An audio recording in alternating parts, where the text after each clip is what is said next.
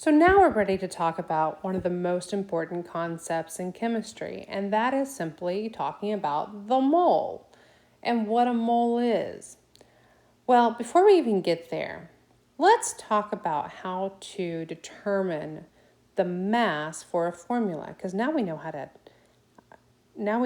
to name things, but now we need to figure out how to figure out their mass. Once you figure this out, the rest of it's not going to be as difficult. So here we go. Let's say that we're trying to figure out the formula mass for this guy, CuCl3. And for those of you who are paying attention, let's see, that would be copper 3 chloride. So let's make sure we get that. I do have up a periodic table. As a matter of fact, you can see that several times. But copper has, if you look on the bottom of the periodic table, you can see that copper has a mass of 63.546 AM. And chloride is going to have about 35.45 AMU. Well, what is AMU? We talked about that last lesson. So if we're combining 3 chlorines and 1 copper, what we do to figure out that formula mass unit is to put down the mass for 1 copper and then multiply this by 3 for chlorine. And then you just add those together. So what's all we're going to do? So it's this many times that is how I get this 106. Add that to your 63. And the overall formula mass unit would be about 169.9 AMUs. But the thing is, that's how much 1 copper chloride or copper 3 chloride weighs. And when in the world are you going to come across one of those? The reality is that you don't. You come across lots of stuff.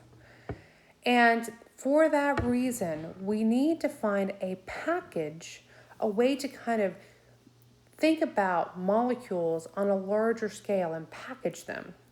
And we do that through what is termed the mole, okay? Now, there's a reason why we do this particular package. I'll tell you that in just a minute. But in truth, this package is something that you really need to know. And that is that 1 mole is 6.022, you can get the other one there fine, times 10 to the 23rd. Remember when we talked about how big that was? That is massive. But this is finally on a scale that we can understand. Okay. So the same way that you go and buy a 12-pack of soda from the grocery store, right? That's a package of soda because you're probably going to have more than one over the next week. Well, this is our package of molecules, and we refer to this as Avogadro's number. Where did that number come from? Well, what we're trying to do is find a number so that this guy up here, these AMUs, relate to the real world, the big world. And so what we said is that this is the number of atoms in 12 grams of carbon-12. In other words, that 12 that you talked about as weighing something before, we're going to say that that's the number of grams, which means that all the numbers work and everything works together, and life is so much easier as long as we know this one complicated number, and that is Avogadro's number, okay? So that's the reason why that's the complicated number and other things aren't.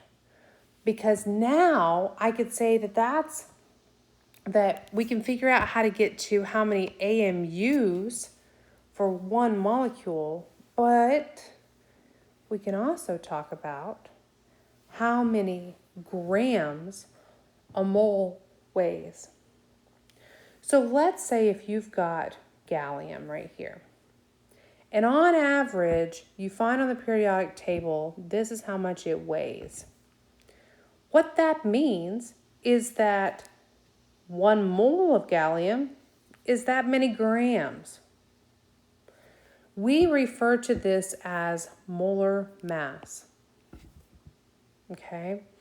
And that is how many grams you would have in 1 mole of gallium. There is lots of math that now means that we can do. And that also means that there's lots of math that we need to understand how to use. So I'm going to blow these up and we're going to do these one by one. I'm going to suggest that you now pause your browser and attempt each of these problems before you watch me do them, okay? I'm going to start writing things in a way that makes routine sense, I hope, moving forward.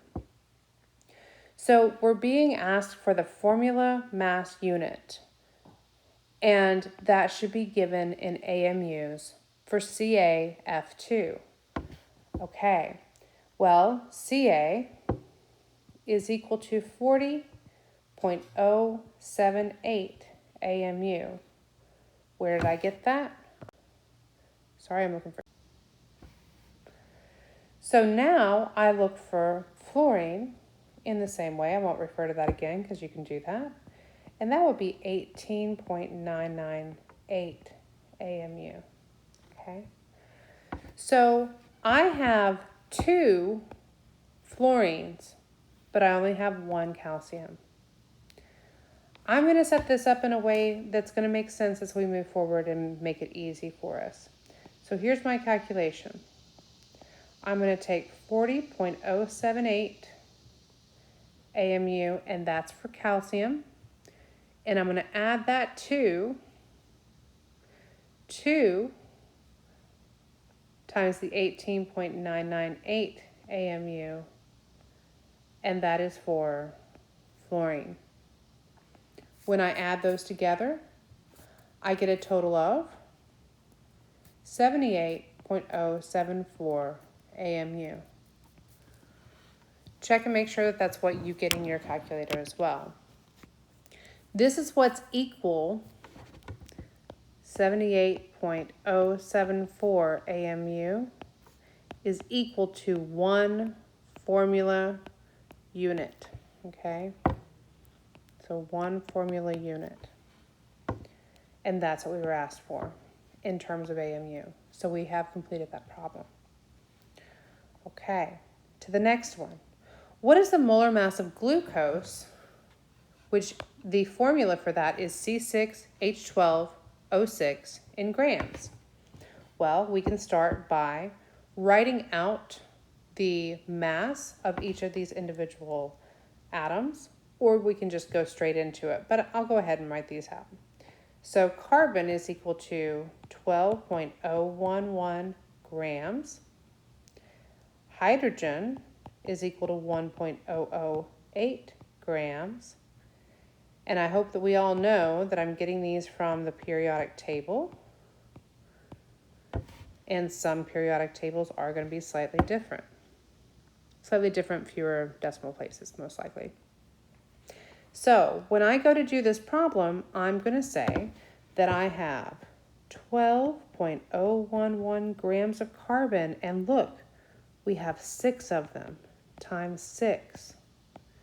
And I'm going to add that to, we have 12 hydrogen, so 1.008 grams hydrogen times 12 plus, I have 6 oxygen, so 15.998 grams times 6. And when you put that into your calculator, I get that we have 180.156 grams. Considering the fact that hydrogen only has 4 significant digits, we should probably report 180.2 grams. Now this is how many grams we have per mole. So this is equal to 1 mole of C6H12O6. Or what we can say is that we have 180.2 grams per mole of glucose. Next page, we're going to refer back to. So let me show you that. Copper right here, 63.546 AMU. Okay, if I go forward here, let's find gallium on our periodic table right here. See how we have 69.723? You could call that's how many AMUs on average gallium weighs. But it's easier to talk about the fact that 1 mole of gallium weighs 69.723 grams.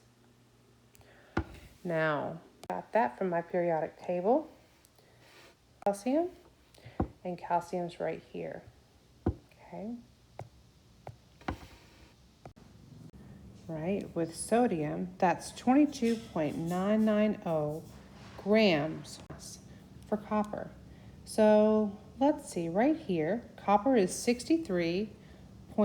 I go and look up what strontium is, and it's 87.62 grams, which remember is 35.45. On my periodic table, I can see that phosphorus has a molar mass of 30.974, and oxygen, as we've said before, is 15.9.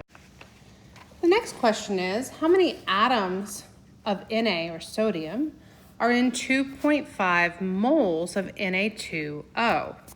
So we have to start with what we know, and that is that there are 2.5 moles of Na2O. This is an important time to note that you're going to need to make sure that you're writing down what your moles are of, or you might get lost in this really quickly. Because realize that for every one of all of this, there are 2 of just Na.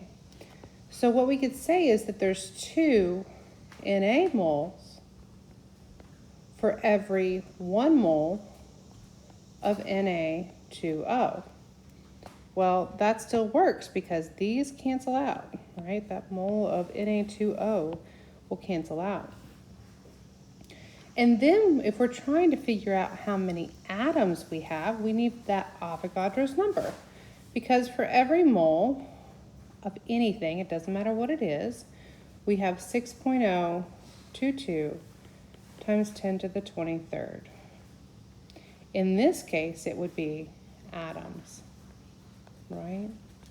And so when we do that calculation, and keep in mind we only have 2 significant figures, this is an exact number right there. We should end up with 2.7 times 10 to the 24th atoms of Na. The next question is how many grams of Na are in 2.5 moles of Na2O? Well, this is a similar problem to what we had before, but instead this time of going into atoms, like what you see here, in this case, I want to figure out how many grams we have. So we're going to start in a similar fashion and say we have 2.5 moles of Na2O.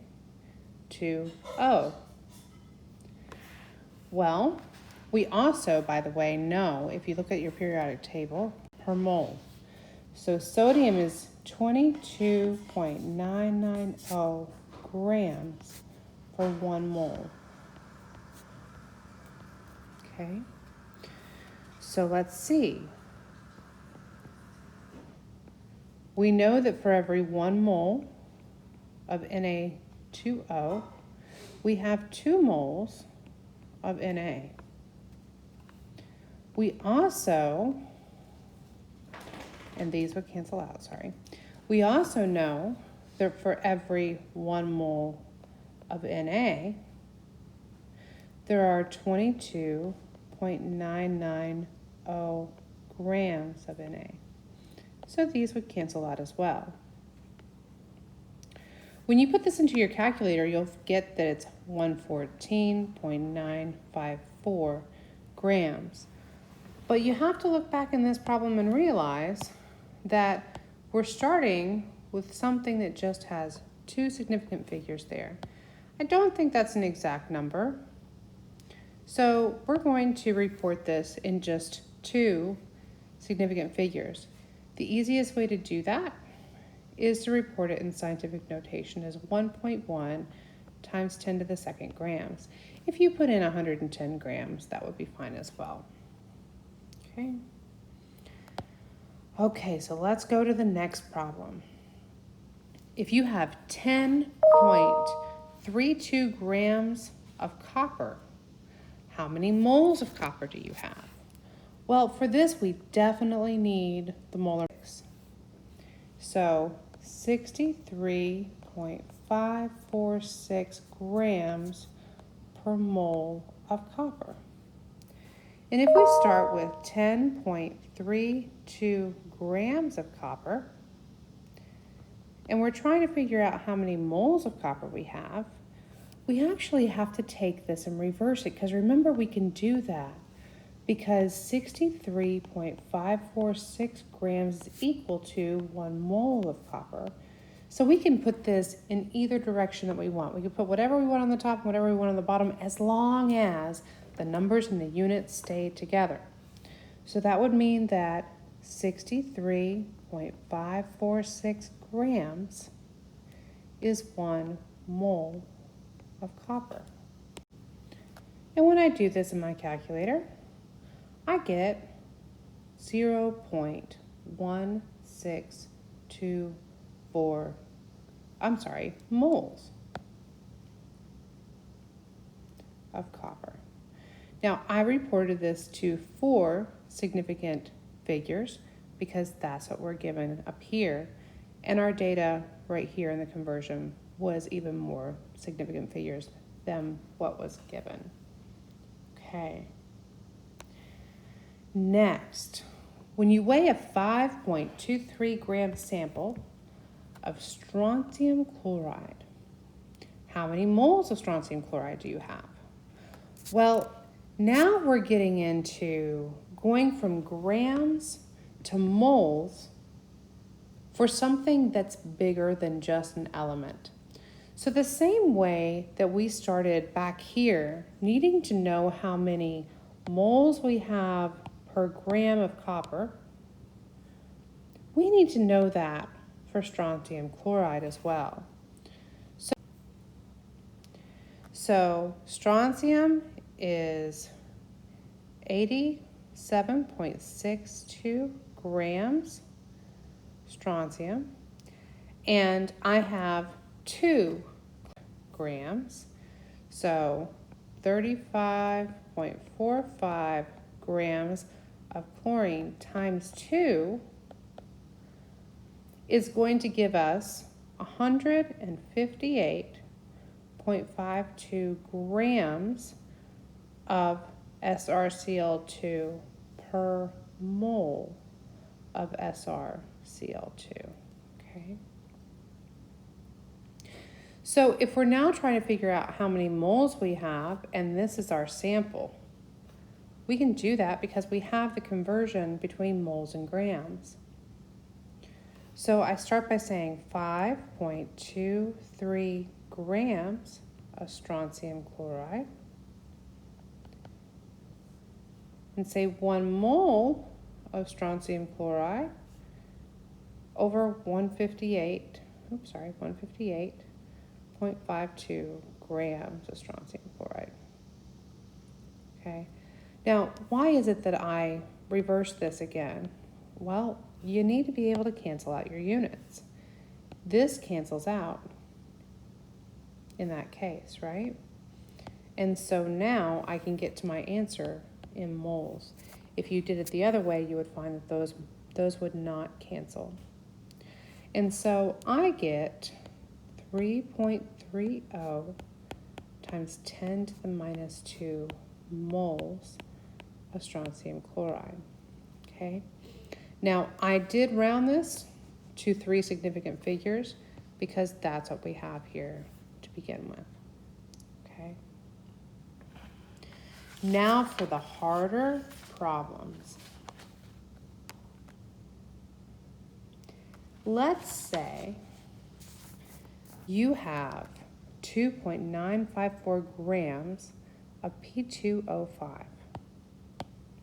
How many grams of phosphorus do you have? And how many atoms would that be? Well, there's actually multiple ways to approach these problems. But the first one, that one's more standard. The second one, you can do a couple things. So I'm going to start with the first one. And just like we did above, we need to start by figuring out what is the molar mass of P2O5. Well, if I 9. So I'm going to start, and just to give us some space here, and do this up here. So 30.974 grams of phosphorus, and we have 2 of those.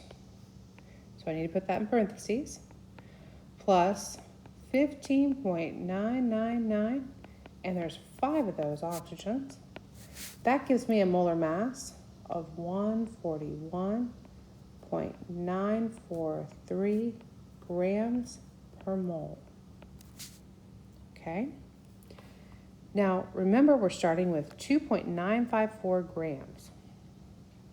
So here we go. 2.954 grams of P2O5. Well, we can use our molar mass and say for every 1 mole of P2O5, we have 141.14943, grams of P2O5. And that means these cancel out. And we have moles of P2O5. What we're looking for, though, is how many grams of phosphorus we have. Well, remember how we just did that whole bit of dealing with how many moles you have within a formula? This is the same thing. We have 2 moles of phosphorus for every 1 mole of P2O5. Well, and we also know here that there are 30.974 grams of phosphorus for every mole of phosphorus. And that's how you get to how many grams of phosphorus you have. Let's check on what we've canceled out. This cancels out with this. Mole of P2O5 cancels out there. Mole of phosphorus cancels out there. And we're left with grams of phosphorus. See why you need to keep track of grams of what you have there? That's exactly why. I'm going to report this as 1.289 grams of phosphorus. And the reason why I'm going to do that in 4 significant figures is because this would, let me highlight that, sorry. This would be an exact number, so I don't have to worry about that. But over here, I have 4 significant figures, and that's what I'm going to report in. Okay, let me switch pen colors here and write down below. Okay. Next, we need to figure out how many atoms that would be. So it's easy to kind of just take the number that you just got and go from there. You can do that, or I'm going to show you a different way to do it in just a minute. So 1.289 grams of phosphorus. If we multiply that by 1 mole of phosphorus is 30.974 grams. Grams cancel out. And then if we're looking for how many atoms, we just use Avogadro's number, 6.022 times 10 to the 23 atoms. In this case, it would be atoms of phosphorus for 1 mole of phosphorus. That should get you 7.764 times 10 to the 23 atoms. Okay. If instead you want to do this in a different format, you could absolutely go with what we sort of did in the beginning. You could start off with the 2.954 grams of P2O5, multiplied by 1 mole of P2O5 over 141.943 grams. So basically convert this to molar mass of P2O5, and then go to 2 moles of phosphorus for 1 mole of P2O5, and then take it into atoms.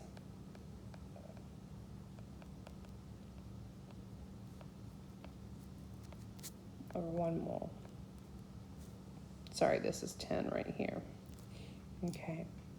This should get you the same answer, and it's just going to be a longer problem because these still cancel out.